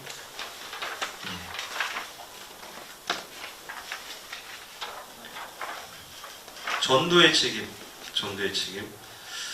교회의 존재 목적이 전도다 이라는 거예요. 교회가 하나님의 어떤 그 체인점? 뭐 이렇게 하늘의 본점이 있다면 이 땅의 지점? 뭐 이런 느낌. 그래서 하나님이 모든 영을 구원하시기 원하는 게 하나님의 계획과 뜻 아니겠습니까? 그래서 예수님 이 땅에 보내신 거고 교회가 그럼 뭐 하는 거냐? 그 뜻을 잘 이룰 수 있게끔 행하는 데가 교회다.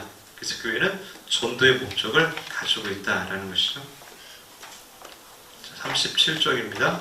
그럼 전도란 무엇인가? 예수님께서 이제 복음을 전하기 위해서 오셨고 예수님 자신이 복음이시다 이렇게 이제 되어 있죠. 복음 무엇이냐? 이거 시험 문제 나옵니다. 복음 무엇이냐면은 복음은 예수 그리스도에 관한 소식이고 예수님 자신이 복음이다. 예수님이 이 복음이라는 건 말 그대로 좋은 소식인데 뭐가 좋은 소식이야? 좋은 소식이 예수님 이 땅에 오신 게 좋은 소식이다. 왜? 이 땅에 우리를 구원하시기 위해 오셨기 때문에 그분 자체가 정말로 좋은 소식이다 라는 것이죠. 선교 또는 전도란 하나님의 선교 역사에 동참하는 것을 의미한다. 전도하고 선교를 좀 구분해서 말하자면 이런 거예요. 전도는 말 그대로 도를 전하는 거예요. 예수님에 대해서 전하는 거예요. 예수님은 이런 분이고 그리고 믿으면 좋겠다 뭐 이렇게 전하는 게 전도고 선교는 뭐냐? 선교를 전도와 구분 지어서 말한다면은 선교는 타 문화권에 이제 복음을 전하는 것을 보통 선교라 이렇게 얘기하고 또 일반적으로 이제 그렇게 보고 또 예전에는 이런 식으로도 많이 봤어요. 선교 전도는 좀 좁은 의미 그냥 말 그대로 뭐 복음을 전하는 것이지만 선교는 좀 넓은 의미로 뭐 문서 선교를 할 수 있고 뭐 미용 선교를 할 수 있고 축구 선교를 할 수 있고 그런 뭐든 꼭 복음을 안 전하더라도 그걸 좀 더 넓은 의미로 그렇게도 구분하기도 합니다. 자, 전도의 종류 이렇게 축호 전도, 노방 전도. 노방 전도라는 얘기 많이 들어보셨죠? 길거리에서 이제 전하는 거 이제 노방 전도다 이렇게 있고 문서 전도, 방송 선교 38쪽입니다. 특수 선교 이제 다양하게 요즘에는 SNS로도 많이 이렇게 좀 복음의 소식들을 또 전하기도 하고 좋은 영상이나 링크 같은 것들을 보내기도 하고 이렇게도 하죠. 또 짧게 쇼폼 같은 것들을 있죠. 좋죠. 이렇게 짧게 말씀이나 이런 거 다가오는 이런 것들을 좀 편집해서 올리기도 하고 이렇게도 많이 하죠. 많이 바뀌어가고 있는 것 같아요. 시대가. 교회 성장과 전도는 참 누가 보면 참 무식하게 한다 이렇게 되는데 근데 이게 하나님의 방법이에요. 하나님 그렇게 하래요. 다른 방법 안 하고 생각해 보세요. 갑자기 천사가 짠 나타나면 다 교회 오지 않겠어요? 그죠? 근데 하나님 그렇게 안 하신다는 거예요. 그냥 일일이 사람 통해가지고 이렇게 복음을 전하고 그 삶을 보여주고 하면서 전도하게끔 전도에 미련한 것으로 성경에도 그렇게 이제 기록되어 있는 것이죠. 그게 이제 하나님의 방식이다. 전도의 중요성. 전도가 여태까지 이루어졌기 때문에 기독교가 이렇게 계속 이어나오는 것이죠. 그래서 지금 근데 걱정이에요. 출산율이 점점 떨어지면서 교회가 얼마나 갈까? 이라는 거. 그래서 많이 나셔야 돼. 많이 나셔야 돼. 예. 전도 못하면 애를 많이 낳으면 구워도 있었는데 저는. 그래서 그저께 또 우리 이 유아부 엄마가 이제 출산을 둘째를 해서 자연스럽게 전도가 되는 이렇게 놀라운 은혜가 있어요. 감사하더라고요. 자, 38절 전도의 중요성. 첫째, 전도는 예수님의 지상 명령이기 때문에 중요하다. 주님이 명령하셨다. 마지막 주원처럼 이렇게 명령하신 일이다. 39절 죄인을 구하고 생명을 구하는 일이기 때문에, 아니면 다 지옥 가니까 천국 가기 위해서 이 좋은 소식을 우리가 전해야 되지 않겠는가. 세 번째, 성도의 의무이며 하나님 나라 성취하는 신앙생활에서 가장 귀하고 보람된 일이기에 중요하다. 이게 정말로 보람되고 귀한 일이다. 결국 하나님이, 예수님이 이 땅에 오신 것도, 이 땅에 보내신 것도, 십자가에 죽으신 것도 다 뭐예요? 영혼을 구원하기 위한 거예요. 하나님 가장 원하시는 그 일을 내가 한다면 하나님 가장 좋아하시지 않겠어요? 천국 가서 여러분들이 그 앞에 서서 자랑할 게 다른 게 아니에요. 전도한 거예요. 하나님 가장 좋아하시는 그 일을 한 거죠. 그게 자랑거리가 되는 거예요. 그래서 전도를 하셔야 돼요. 때를 얻든지 못 얻든지 주변에 아는 사람 교회 한번 가자. 우리 교회 밥 공짜잖아요. 밥. 커피도 공짜예요. 전도하기 너무 좋지 않아요? 주변 사람들이, 이웃들이 많이 와요. 좋아요. 이렇게 주는 데가 많지 않잖아요. 대부분의 교회들 1,000원이라도 보통 받거든요. 우리가 안 받고 이렇게 그냥 주잖아요. 밥 먹으러 가자. 예배와 같이 앉아있으면 돼. 이렇게 전도를 하시고. 자, 39쪽 임원의 전도 책임, 전도자의 준비. 먼저는 기도하면서 준비해야 된다 나와 있고요. 40쪽 넘겨보시고 전도자의 자격은 뭐 믿음의 사람. 근데 전도의 유익한 점이 이런 거예요. 전도하려고 하면은 내가 일단은 뭘 알아야 되지 않겠나 하면서 기도하고 준비하게 돼. 내가 먼저 확신을 갖게 되더라고. 내가 불확실한 거 전하기는 어려우니까 전도하다 보면 내가 확신을 갖고 믿음이 더 강해져. 내가 더 성장해. 나한테 굉장히 유익해. 그래서 전도가 굉장히 좋습니다. 전도의 방법, 목표와 계획을 분명하게 정하고 또 다른 교인들이 알 수 있도록 또 입으로 뱉으라는 거죠. 얘기를 하라는 거죠. 또 구체적인 전도 대상을 정하고 41쪽입니다. 관심과 사랑으로 살피고 또 전도했으면 초신자가 성숙할 수 있도록 잘 돌봐주고 또 임원들은 속회 활동을 통해서 전도하고 속회 안 들어가시면 속회 들어가셔서 거기 안에서 공동체로 이렇게 하면서 같이 전도하는 것이 이제 훨씬 더 효과적이죠. 혼자보다는 2명이서 2명보다는 3명이서 같이 하는 것이 더 효과적입니다. 그래서 혼자 하기보다는 같이 소개해주고 또 소개해주고 이렇게 또 관심 가져 챙겨주고 이렇게 하는 것이 훨씬 좋습니다. 42쪽입니다. 교육적 책임. 43쪽 넘어가시고 45쪽 가겠습니다. 45쪽. 다 안 읽어보신 분들은 꼭 읽어보시기 바랍니다. 45쪽. 가르침을 받아야 할 책임이 있다.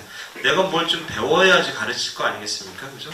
좀 일단 배우는 기회들을 여러분들이 많이 가르쳐야 되고 또 가르칠 누굴 가르칠까? 또 초신자반, 확신반 같은 데서 이렇게 초신자들을 가르칠 수도 있고 또 교육부서 가서도 그렇게 가르칠 수 있고 또 속회 가서 속회 인도자로서 역할로 하면서 가르칠 수도 있고 그렇게 되겠죠.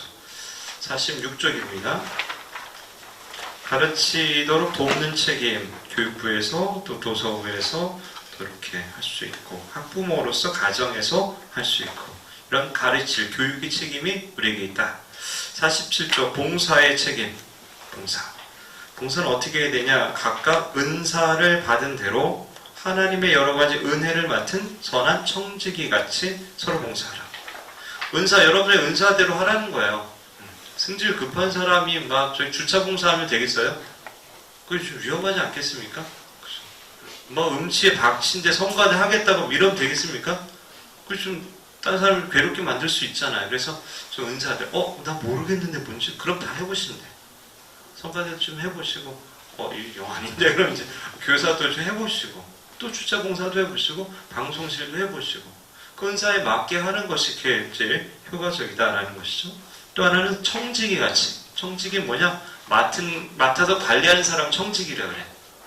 주인의 것을 맡아 관리한, 나에게 주신 이 은사를 내가 맡고 있고 어떻게 잘 관리할 것인가? 주인의 뜻대로 사용해야지. 이게 청지기예요. 선한 청지기. 그걸 내 마음대로 쓰는 게 아니라, 여러분, 하나님 맡기신 거 여러분 마음대로 할 수 있겠어요? 어떤 큰 위대한 사람이 여러분의 이것을 잠깐 맡고 있어. 그걸 여러분 마음대로 할 수 있겠어요? 아니잖아요. 물어봐야 될 거 아니에요. 그 주인한테. 마찬가지예요. 여러분의 자녀도 마찬가지고.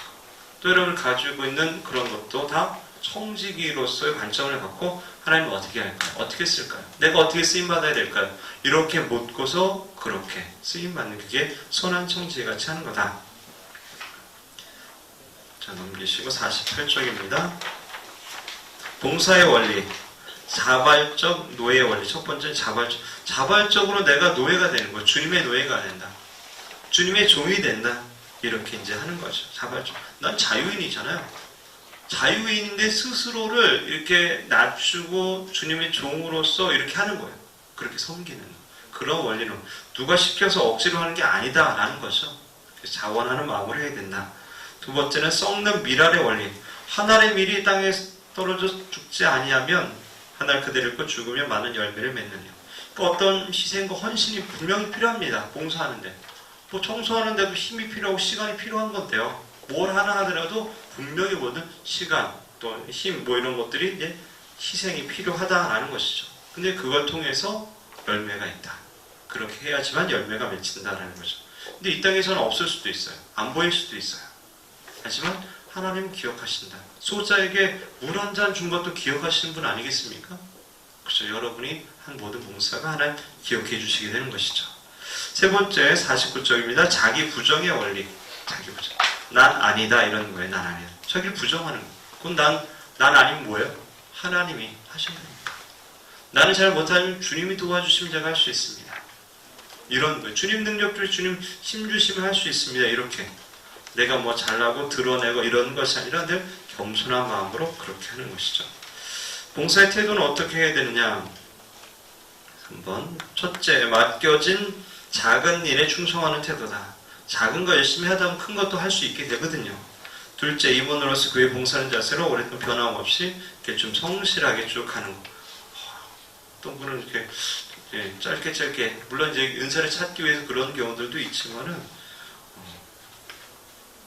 그런 경우도 있고. 셋째, 교회 임원은 교회가 어려움을 당했을 때 더욱 잘 섬겨야 한다. 교회 힘들 때, 교회가 건축할 때 사람들이 많이 좀 빠져나가기도 하죠. 그리고 이제 건축 끝나면 좀 오기도 하죠. 왜냐하면 그 짐을 함께 지기가 쉽지 않은 경우들이 종종 있는 것이죠. 네, 대부분 이제 교회를 지키고 또 오랫동안 건축했지만은 교회가 좀 든든히 잘 있게 되는 게 감사하죠. 50쪽입니다. 조용히 섬겨야 된다. 자기 맡은 일에 최선을 다함으로써 봉사한다. 임원의 교회 봉사는 구체적으로 해야 된다. 4번 임원의 봉사 책임. 시간으로 드리는 봉사가 있고 재능으로 드리는 51쪽 재능으로 드리는 봉사가 있고 소유로 드리는 봉사가 있다. 그리고 나 아무것도 없는데요. 어떡하죠? 52쪽 몸으로 드리는 봉사가 있다. 딴 거 없어 저는 심으세요 이런 사람도 있고 저는 딴 거 없어 시간은 많아요 이런 분이 있고 그죠. 다 다르거든요. 그에 맞게끔 얼마든지 쓸 수 있어요. 실제로 어떤 분은 무슨 봉사하는지 아세요? 일주일에 한 번 교회 와가지고 교회 계단 있죠. 계단에 손잡이만 닦고 가요. 계단 손잡이만 걸레로 닦고 또 소독제 뿌려서 닦고 그게 다예요. 한 시간도 안 걸릴 것 같은데 쭉 내려오면 되니까. 계단이 이제 여러 군데 있는데 한 분은 두 군데 맡고 있고 저희 교단이 좀 많아요. 한 분은 한 군데 맡고 있고 그 일주일에 한 번 그거 하면 끝이에요. 그렇게 봉사하는 거예요. 그리고 자기 시간 날 때 아무 때나 와서 오다 가다 들리면 커피 한잔 하면서 너무 좋잖아요. 뭔 의미인지 아시겠죠? 얼마든지 하실 수 있다. 자, 여기까지 궁금한 거 질문 있으신가요?